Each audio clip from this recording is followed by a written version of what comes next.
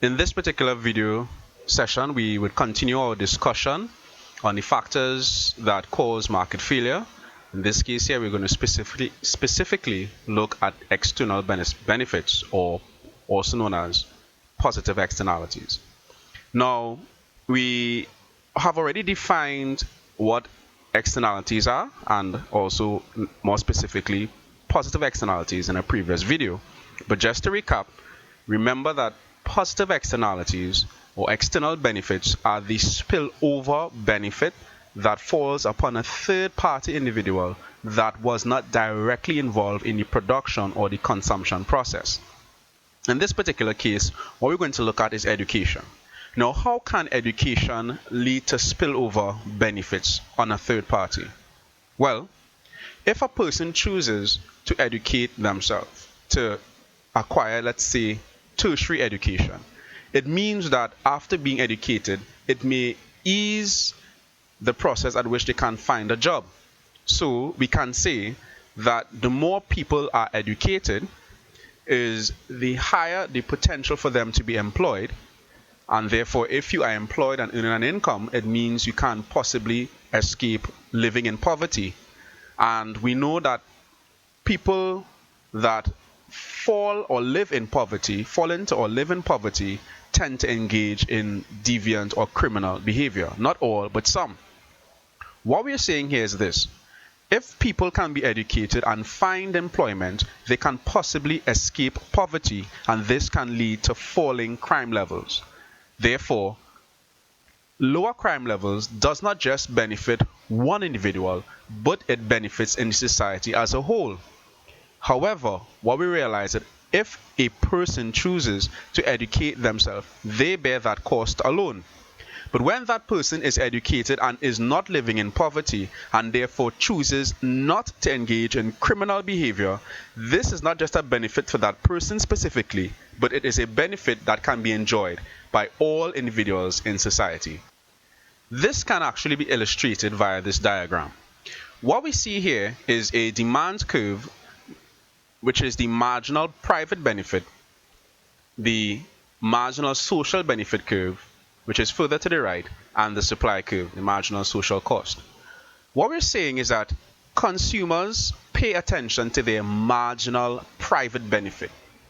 They do not take into account, or they are actually unaware, what is the total benefit to society, meaning what is the state of the marginal social benefit curve. As a result of this, it means that people will choose to consume or demand a certain number or a certain amount of education. Or if you allow me to rephrase it, what I'm saying is that because the marginal private benefit curve is what individuals look at, we see here that the equilibrium price, what the equilibrium price for education would be approximately $17,000, all right, per semester. And we're looking in this case here at a university. And the amount of individuals that choose to access this education would be approximately 15 or 16. However, society gains a benefit when people are educated.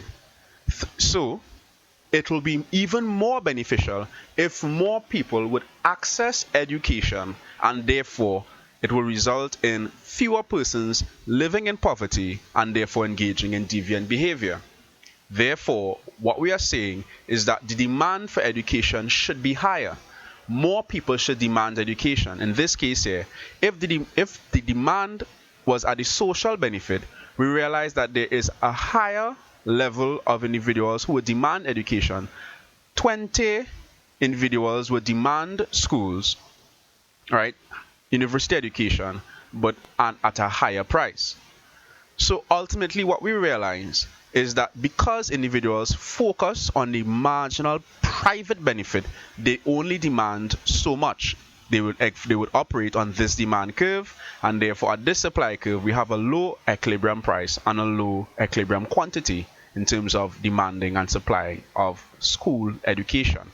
However, if people realized that there are external benefits that can arise as a result of education, they would actually demand more, and this would occur on the demand curve to the right, which is known as the marginal social benefit curve. So ultimately, what we are saying here is that it would be beneficial for the demand curve, which is the marginal social benefit curve, to be the curve that society operates upon, because it allows for a higher level of individuals accessing education, which results in a positive externality being experienced by the society as a whole, which would be in this case a reduced crime level. So this is how you illustrate a positive or a external benefit, or an external benefit. You have your demand curve, which is your marginal private benefit curve, and your supply curve, which will be the curves that will operate on in society. So this will be our equilibrium position, equilibrium price with equilibrium quantity. However, the goal would be to try and get individuals to demand a higher level of education, which will result in a higher level of equilibrium quantity, and of course also a higher equilibrium price. This curve is desirable for society to operate upon simply because the more people that are educated is the more society is benefiting from this positive externality. So what we realize is that when positive externalities exist, it results in the marginal social benefit curve being to the right of the marginal private benefit curve. And the difference between these two curves are as a result of positive externalities, or also known as external benefits. So the summary is marginal private benefits plus external benefits will equal marginal social benefits, and marginal private benefits will equal social benefits when externalities, in this case here positive externalities, equal 0. Let's move on. Remember, we spoke about other factors that could cause market failure. We spoke about public goods. What are public goods? Well, before we even get to that, what we should know about is about private goods. Private goods are goods that will be produced by the private sector, by private firms. These are goods that can result in individuals being excluded from their consumption if you don't have the income, or if someone purchases it, there's less. And also, these are goods that can diminish. That is, when someone utilizes it, it would reduce in its quantity or available usage. So private goods are goods that will be produced by firms in their bid to make a profit. Thus, a firm will not produce a good that does not allow them to make a profit. A public good is one such product that will not be produced by private firms. The question is why? Well, it's simply because of two main characteristics of public goods. They are non-excludable and they are non-diminishable or non-rivalrous. What does it mean?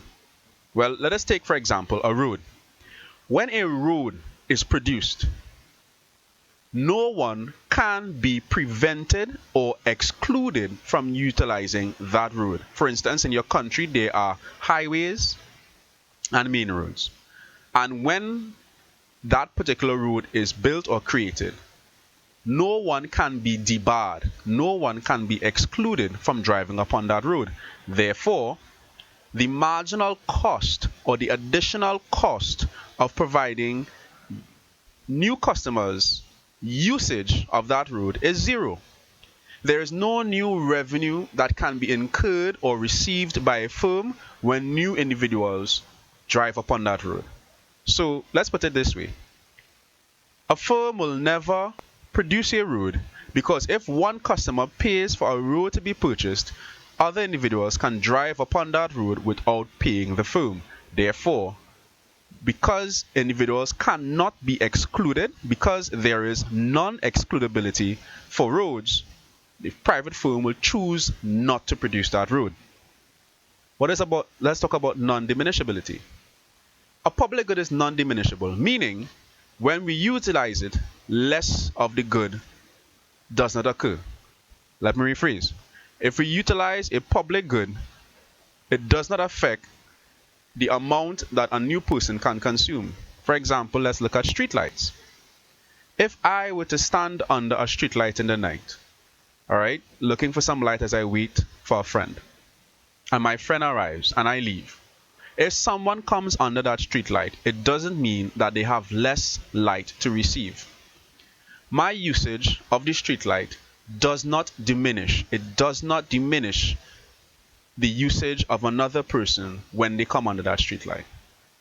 So because a public good cannot exclude other individuals from utilizing it, or it does not diminish when used by individuals, it means a private firm will have no desire to produce that product, because it means that once it is produced, other individuals can consume it without coming to the firm to produce more. Therefore, it will make no logical sense for the firm to engage in the production of public goods, example, roads and streetlights.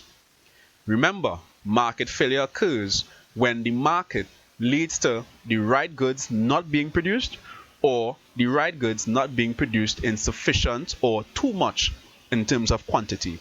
In this particular case, a public good is one that will not be produced by the private sector, and therefore this will lead to market failure.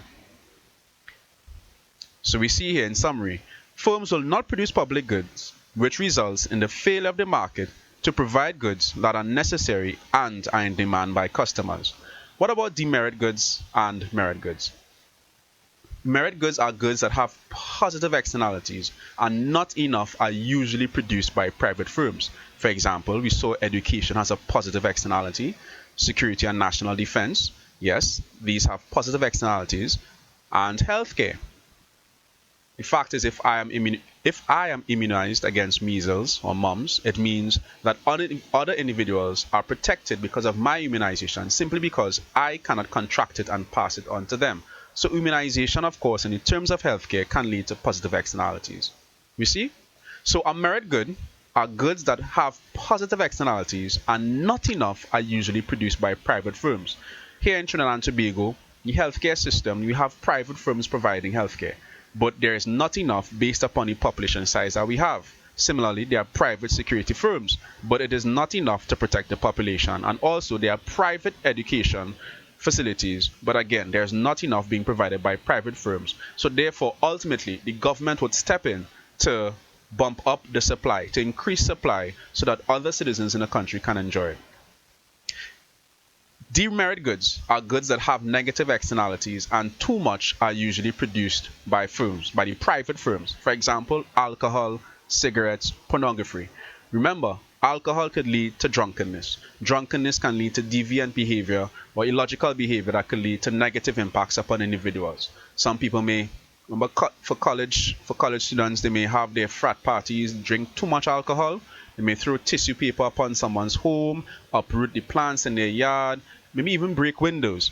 This is a negative impact upon someone in their homes who did not consume the alcohol but had to pay the price of, let's say, college students playing pranks on them. Cigarettes, again, we spoke about the whole issue of healthcare, people developing respiratory diseases because of secondhand smoke from people who actually purchased the cigarettes. And of course, pornography has negative implications on societies by those, for instance, if an individual engages in consuming pornographic material, it may lead to infidelity in marriages, and therefore the person who did not practice infidelity still has to bear that cost.